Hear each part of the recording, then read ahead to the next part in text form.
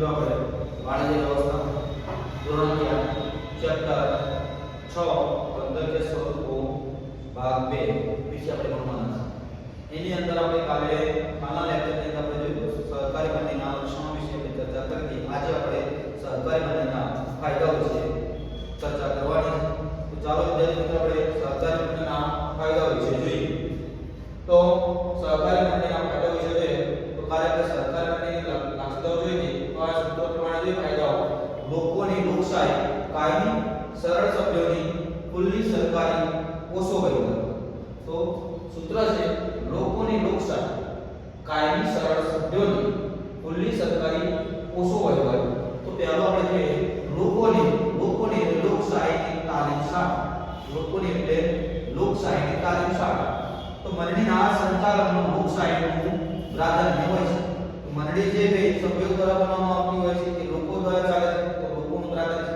મૂડી કરતા માનવીને મહત્વ આપવામાં આવે છે। ત્યાં મૂડીનું મહત્વ આપવામાં નથી આવતું પણ માનવીને મહત્વ આપવામાં આવે છે।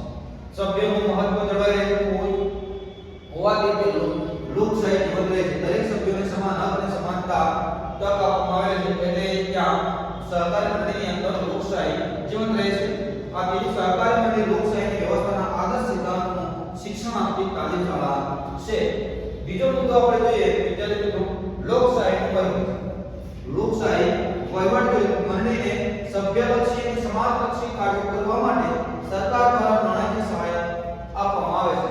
જે મંડળીને જે સહકારી મંડળી છે એ સભ્યલક્ષી હોય અને સમાજલક્ષી કાર્ય કરવાના છે એ કાર્યો કરવા માટે સરકાર એ નાણાકીય સહાય પૂરી પાડવામાં આવે છે।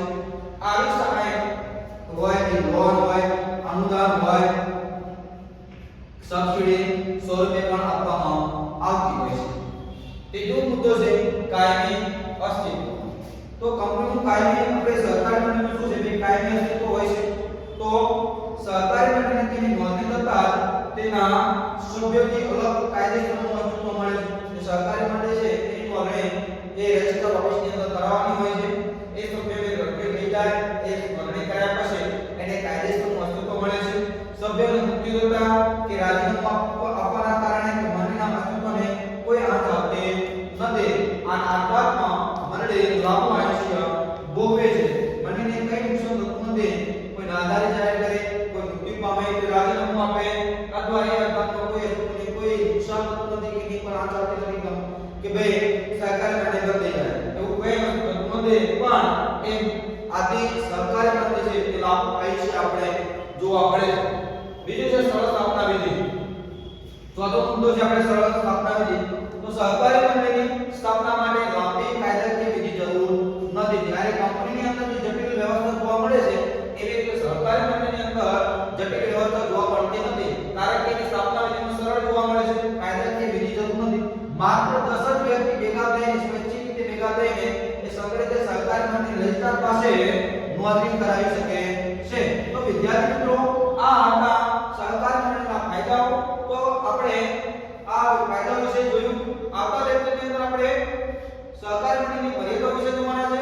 તો વિદ્યાર્થી મિત્રો આશા રાખું છું કે આ વિડિયોની અંદર તમને જરૂરથી સમજણ પડશે અને આપણી પરીક્ષાની અંદર ઇમ્પોર્ટન્ટ ટોપિક તરીકે તમને સહાયક બનશે।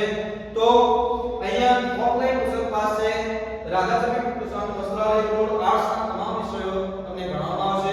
100% રિઝલ્ટ આપતી એકમાત્ર સંસ્થા છે।